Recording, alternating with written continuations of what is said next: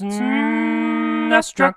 Hello, the SNES Classic has been out for a while. It's sold over 2 million units worldwide, and you can hack the thing to add whatever SNES or Super Famicom games you want. There's a link in the description that shows you how. Meanwhile, I've had more than a few people ask me to make a video like this, so here you go. I've just picked 13 games because otherwise I could go on all day, which would end up defeating the purpose of this video. These aren't in any kind of order either, just so you know. I should address very quickly here that I'm varying the selection here between all sorts of genres and gameplay styles, which means I'm not going to be picking any sequels for this video. I mean, that should be obvious anyway. If you like Mega Man X, then add X2 and X3. If you like Donkey Kong Country, then add the next two games.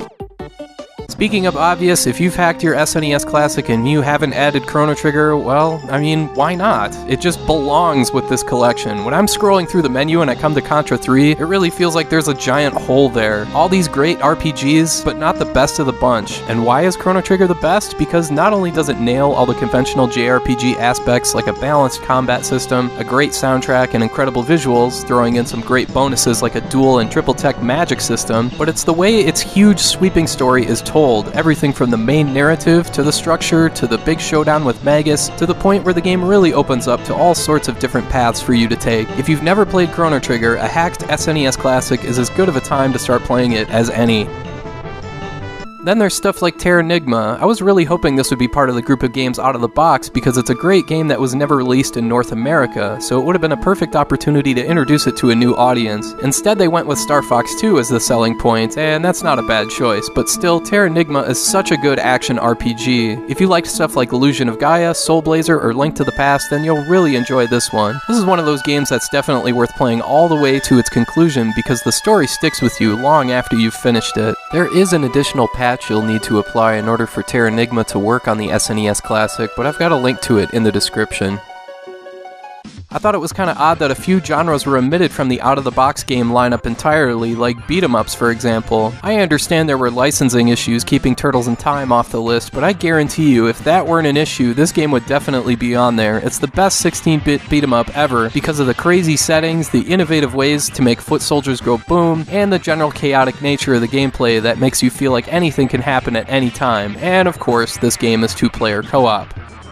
Speaking of multiplayer, I thought it was peculiar that Nintendo made sure to include a second controller with the SNES Classic, but only chose 7 of the 21 games that featured co-op or versus multiplayer capability. So what the hell, let's throw in another beat 'em up here with Final Fight 3. It's a well-made game with 4 playable characters, including Guy returning to the fold. This game is co-op, but you can also play with an AI-controlled second player as well if you'd like. If you'd rather go with a co-op beat 'em up that's a little more under the radar, then there's stuff like King of Dragons, Knights of the Round, Sonic Blast Man 2, or even Ghost Chaser Densei for Super Famicom. You can't go wrong with any of those.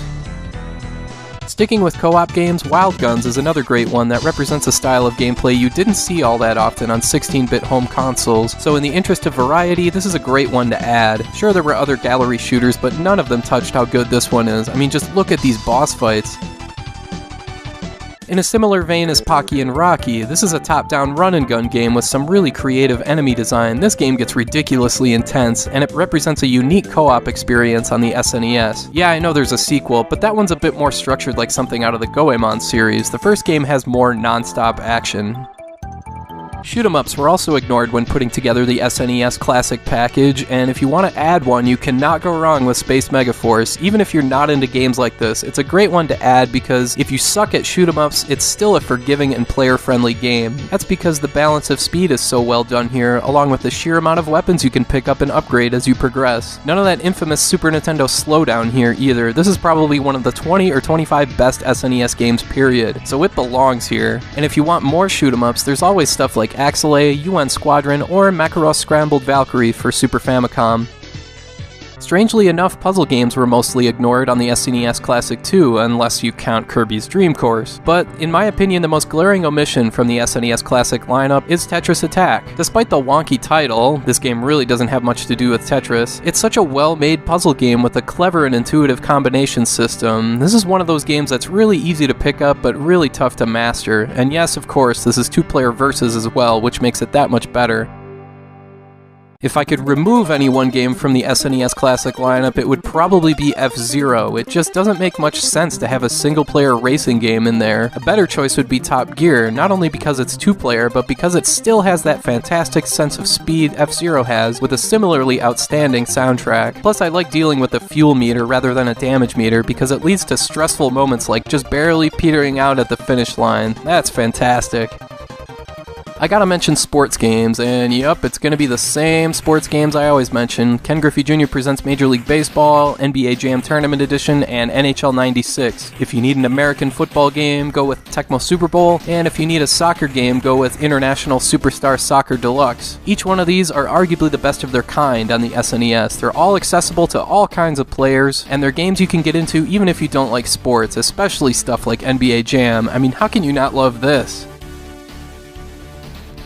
Last, I'll mention a game kind of out of left field. It's my pick for the best Super Famicom game to have never left Japan. It's Front Mission Gun Hazard. This is a side-scrolling action RPG centered around strategic elements like planning attacks, giving orders, and managing a job system within your platoon of mechs, all while getting swept up in a really well-told story that's involved and fast-paced, and it's all backed with a soundtrack composed by Nobuo Uematsu and Yasunori Mitsuda, among others. I mean, what else could you possibly want? And there's an English patch available on romhacking.net that you can utilize to make this playable. If you only pick one English patch Super Famicom game to add, make sure it's Front Mission Gun Hazard. Alright, that's all for now. I want to thank you for watching, and I hope you have a good rest of your day.